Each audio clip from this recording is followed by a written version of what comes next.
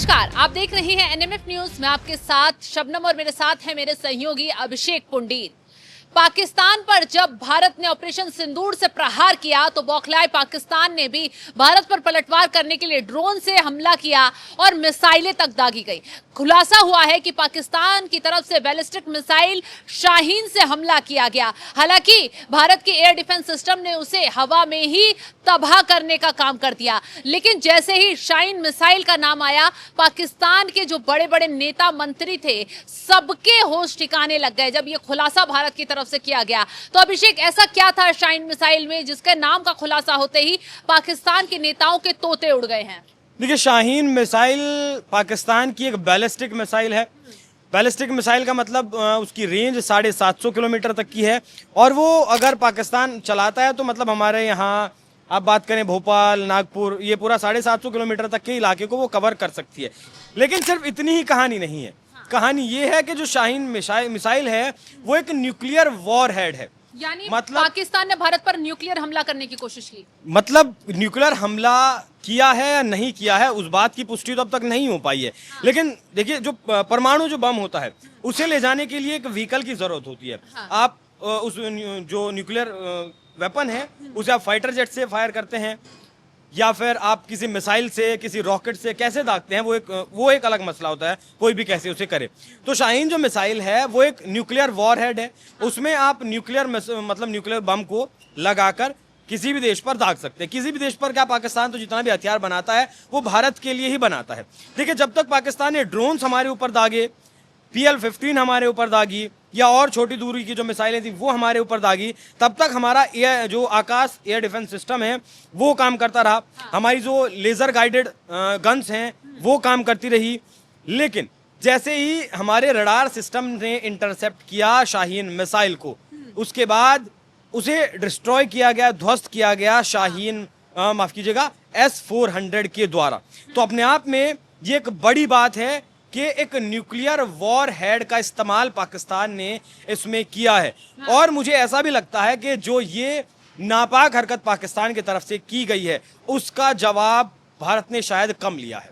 हाँ। पाकिस्तान के जो 12 में से 11 एयरबेसेस उड़ाए हैं वो बदला कम है, क्योंकि तो ये किसी भी लड़ाई, भारतीय सेना की तरफ से बयान सामने आया, कहा गया कि अभी हमारा ऑपरेशन सिंदूर खत्म नहीं हुआ है और हमारी रडार पर पूरा पाकिस्तान है, चाहे बलूचिस्तान हो, चाहे खैबर पख्तूनख्वा हो, या फिर और भी जितने प्रांत हैं उन सबको हमने अपनी रेंज में ले लिया। इसका मतलब ये है कि अगर पाकिस्तान उधर से कोई भी हिमाकत करता है तो इस बार तबाही ऐसी मचेगी कि शायद शहबाज और जो मुनीर हैं वो भी अपना घर बचा पाए। वो तो ठीक है, लेकिन शबनम, बड़ा सवाल, एक पहला तो सवाल ये है कि ये बैलिस्टिक मिसाइल शाहीन क्यों दागी।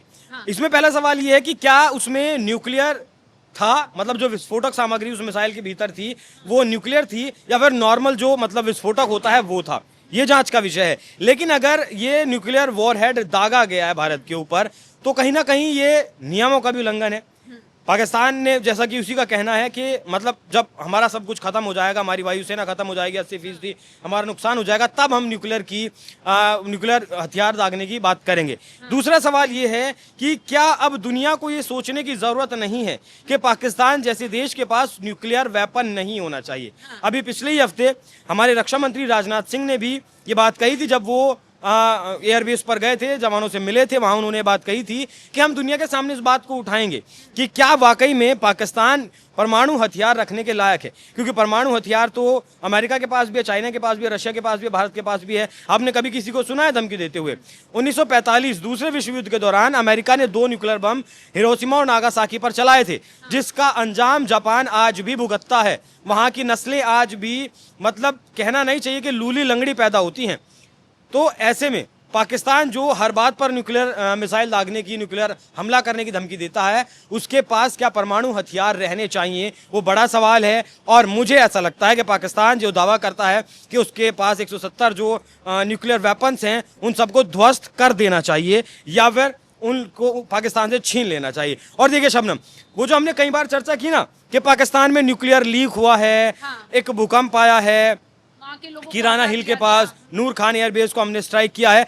जब पाकिस्तान ने ये मिसाइल दागी, शाहीन मिसाइल दागी, उसके बाद मुझे ऐसा लगता है। हालांकि भारत सरकार की तरफ से ये कंफर्मेशन नहीं है कि हमने किराना हिल को टारगेट किया है, लेकिन मुझे ऐसा लगता है, हो सकता है ये बात गलत हो सकता है बात सही हो। तो ये सिर्फ जो डॉट्स, मतलब जो घटनाएं चल रही हैं उन डॉट्स को जोड़े तो पता चलता है।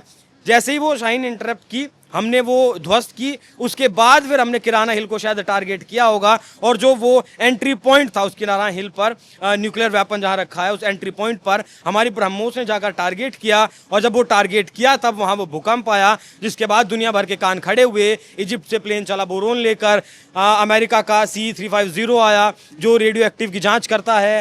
हालांकि उसमें जो रिपोर्ट्स आई वो पाया गया कि वहाँ कोई रेडियो एक्टिव लीक नहीं है, लेकिन अमेरिका सही बात बताएगा नहीं बताएगा वो मुझे उसके ऊपर विश्वास नहीं है, क्योंकि चाइना से पहले पाकिस्तान का जो बाप हुआ करता था वो अमेरिका ही हुआ करता था। हालांकि जन्म भारत ने दिया है, लेकिन वक्त वक्त पर पाकिस्तान ने अपने बाप बदले हैं।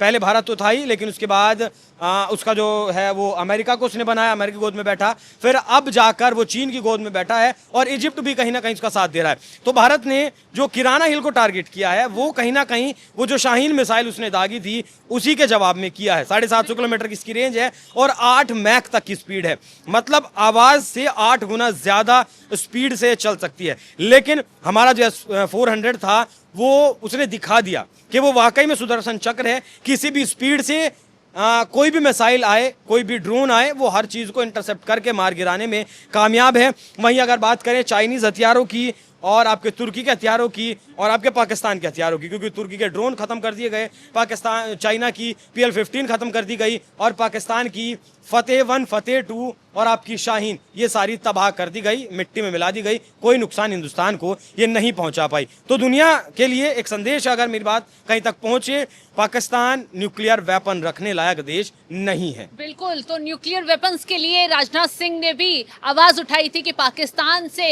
हटाकर उसकी निगरानी किसी और संस्था को दे देनी चाहिए। हालांकि जो शाहीन मिसाइल दागने का बात कही जा रही भारत की तरफ से उठाई गई, उसे पाकिस्तान ने उसका खंडन कर दिया, क्योंकि अगर पाकिस्तान उसको हामी भरता तो कहीं ना कहीं यहाँ परमाणु युद्ध जैसी बातें खड़ी हो जाती और हमला शुरू हो सकता था।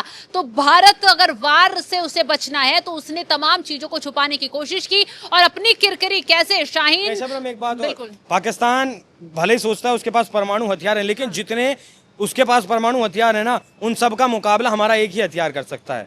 अगर पाकिस्तान इस गलत फहमी में है तो हमारे पास ऐसा भी बम है जो पूरे पाकिस्तान को नहीं, उसके आसपास के देशों को भी तबाह कर सकता है, सिर्फ एक बम। कौन सा? वो तो खैर वक्त आएगा तो धीरे धीरे सेना या फिर सरकार जब उसका खुलासा करेगी मीडिया में तो सबको वो पता चल ही जाएगा, हम भी बिल्कुल बिल्कुल। अभिषेक, तो अगर भारत बदला लेने पर आया तो पूरा पाकिस्तान एक झटके में तबाह किया जा सकता है। फिलहाल जिस तरीके की जानकारी हमने आपसे साझा की है उसको लेकर आप क्या राय रखते हैं, कमेंट कर अपनी राय जरूर बताएं, और तमाम खबरों की अपडेट के लिए आप हमारे साथ जुड़े रहें। नमस्कार।